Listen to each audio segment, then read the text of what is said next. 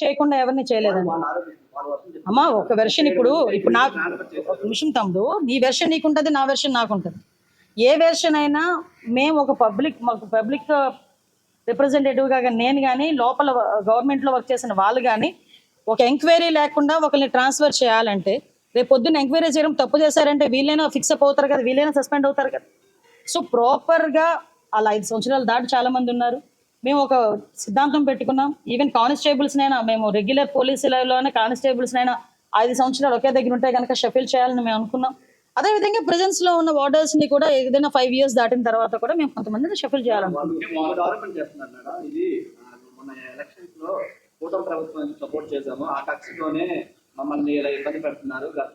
కూటమి ప్రభుత్వంలో సపోర్ట్ చేసిన వాళ్ళు ఓకే. నేను ఈరోజు కూటమి ప్రభుత్వం తాలూకా హోమ్ మినిస్టర్నే కదా, కూటమి ప్రభుత్వం తాలూకా సీఎంఏ కదా ఈరోజు ఉన్నారు, కూటమి ప్రభుత్వం తాలూకా డిప్యూటీ సీఎంఏ కదా ఈరోజు ఉన్నారు.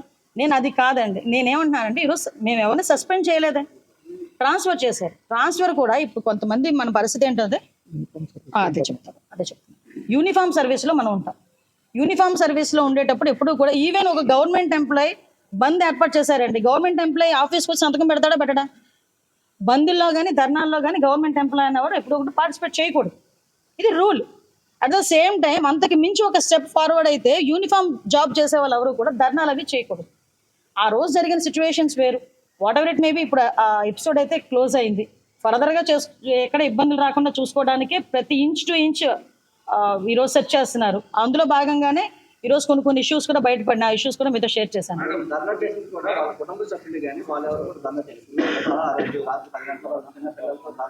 అమ్మ వాళ్ళ ఎవరికి కూడా అన్యాయం జరగదు. ఒకటి విషయం చెప్తున్నానమ్మా, ఎవరికి తప్పు చేయకుండా అన్యాయం జరగదు. తప్పు చేస్తే ఎవరిని ఉపేక్షించే పరిస్థితి లేదు. ఈ రోజు కాకపోతే రేపైనా ఇన్ఫర్మేషన్ బయటకు వస్తుంది కదా. ఈరోజు సెల్ ఫోన్లు దొరికినాయి. చెప్పాను, ఒక ప్లాంట్ దొరికింది, లోపల ఒక మొక్క దొరికింది, గాంజా మొక్క దొరికింది. ఈరోజు కొన్ని సందర్భాల్లో మా ఎంక్వైరీలో మాకు కూడా కొన్ని ఇష్యూస్ బయటపడుతున్నాయి.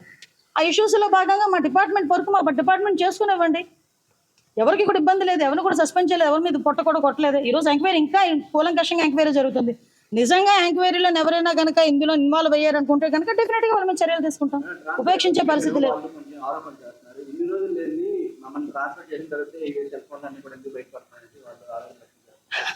ఇప్పుడు సూపరింటెండెంట్ మారారు, లాస్ట్ సూపరింటెండెంట్ సస్పెండ్ అయ్యారు. ఆ సంగతి మీకు తెలుసా?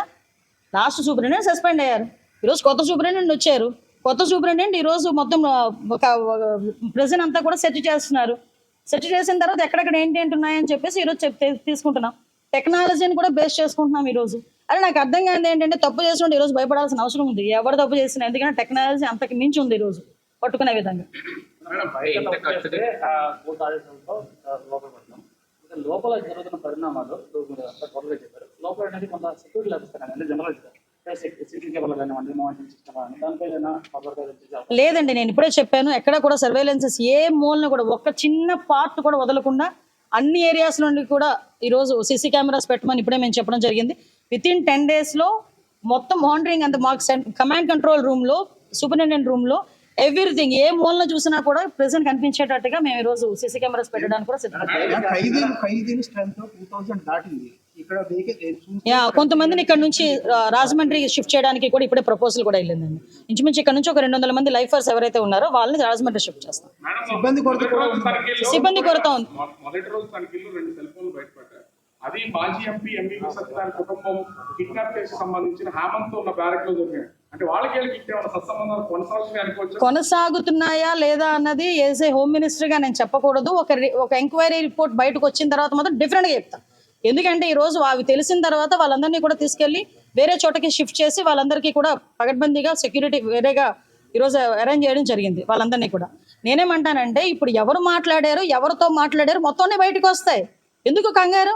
కానీ మీరు హోమ్ మినిస్టర్ గా బాధ్యత చేపట్టిన వెంటనే ఎంబీబీ కేసు మొత్తం తిరగదవుతున్నారు. కానీ అది కేవలం స్టేట్మెంట్ మాత్రమే. అంటే ఇప్పుడు నేను రోజువారీ టిక్ పెట్టి మీకు చెప్పాలా ఇది నేను చేశానని? కొన్ని పోలీస్ డిపార్ట్మెంట్ కానీ గవర్నమెంట్ కానీ చేసే ఇన్వెస్టిగేషన్స్లో కానీ లేకపోతే మేము చేసుకునే ఎంక్వైరీలో కానీ ఒక గోప్యత అనేది అవసరం. ఎప్పుడు బయటకు వస్తుంది? అదంతా ఫ్లేర్ అప్ అయినప్పుడు బయటకు వస్తుంది. ఇప్పుడు మీరు చెప్పినట్టే నేను ప్రతిరోజు బయటకు వచ్చి నేను ఇది చేశాను అది చేశానంటే అవతల వాళ్ళు అలర్ట్ ఎవరా? ఇప్పుడు మాకున్న పరిధులు కూడా మాకు ఉంటాయి, దయచేసి ఆ పరిధుల్లో కూడా మమ్మల్ని ఉండేవండి. దానివల్ల అదే కదమ్మా ఇప్పుడు ఎంక్వైరీ చేస్తున్నాం. ఈరోజు సెక్యూరిటీ మేము దాయాలి అనుకుంటే సెల్ ఫోన్ దొరికిందని బయటికి మీకు ఎలా వస్తుంది చెప్పండి? మేము ఈరోజు బయట పెడుతున్నాం. ఇలా కొన్ని ల్యాప్సెస్ ఉన్నాయి. అది ఏ గవర్నమెంట్ ల్యాప్సెస్ అన్నది ఇప్పుడు మనం చెప్పుకున్నా కూడా వేస్ట్, అది అనవసరం, ప్రతి ఒక్కరికి తెలిసింది. ఎందుకంటే లాస్ట్ 5 yearsలో కనీసం ఒకసారి ఎవరైనా వచ్చి ఇందులో వచ్చి చెక్ చేసుకోనో లేకపోతే ఎంక్వైరీ చేసుకోనో అదేమైనా జరిగిందా? నేను ఇది 6 నెలలు రెండోసారి నేను రావటం. సో నేనేమంటానంటే వాళ్ళ పూర్తి ఎంక్వైరీ జరుగుతుంది, లోపల ఎక్కడ ఎలా వెళ్ళింది మొత్తం అన్నీ బయటకు వస్తాయి. ఎందుకంటే టెక్నాలజీని తప్పించుకొని ఇప్పుడు ఎవడేం చేయలేడు. ఈరోజు సెల్ ఫోన్ అంటే ఈఎంఐ నెంబర్ ఉంటుంది, ఈఎంఐ నెంబర్ బేస్ చేసుకొని మీరు అందులో ఏ సిమ్ కార్డ్ వేసారు, ఏ నెంబర్స్ వచ్చినాయి అన్నది ఆల్రెడీ ట్రేస్ అయింది. ఆ నెంబర్స్ నుంచి ఏ నెంబర్కి వెళ్ళింది అన్నది చెప్పడం అంతసేపు 5 నిమిషాల పని మాకు. అవన్నీ కూడా మేము అందరినీ ఏదో ఒక రోజు కంపల్సరీ మీ ముందు నుంచి చెప్పండి సార్. చాలా ఇప్పుడు సూపరింటెండెంట్ డిఐజీ మారారు, ఓకే, ఇంతకుముందు వాళ్ళ హయాంలో జరిగిందన్నారు, మరి కింద స్టాఫ్ అందుకే కదా మారుస్తున్నాం. అది కదా మేడం, మొక్క దొరికిందన్నారు, మొక్క ఎప్పుడు వేసారు? ఇంత ముందు వేసారా లేదా ఇప్పుడు వేసారా? ఇది చిన్న మొక్క బా, మీకు చూపించమన్నా కూడా చూపిస్తాను, పెద్ద విషయం ఏం కాదు, బయట ఎంక్వైరీకి పెద్ద టైం ఏం కాదండి. నాకు మహా అయితే ఒక 10 days 15 days లో మాకు రిపోర్ట్ వస్తుంది.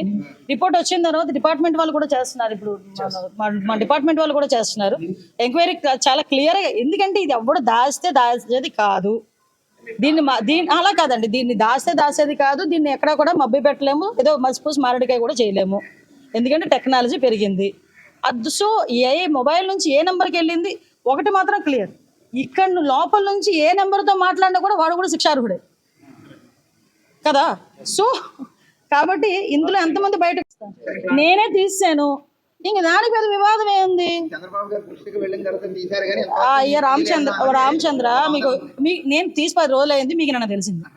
చంద్రబాబు నాయుడు గారికి నాకు ప్రైవేట్ పిఏ, నేను జీతం ఇచ్చుకుంటున్న అబ్బాయి, ఓకే, విషయం తెలిసింది, తీసి పడేసాం. వాస్తవం నాకు ఆరోపణలు వచ్చినాయి, నేను 2-3 సార్లు అలర్ట్ చేశా మంచి పద్ధతి కాదు అని. నేను ఒకటేనండి, గవర్నమెంట్కి కానీ తెలుగుదేశం పార్టీకి కానీ డ్యామేజ్ అవుతుంది అనుకుంటే నా సొంత పిల్లల్ని కూడా పక్కన పెట్టడానికి నేను సిద్ధంగా ఉంటాను. ఓకే.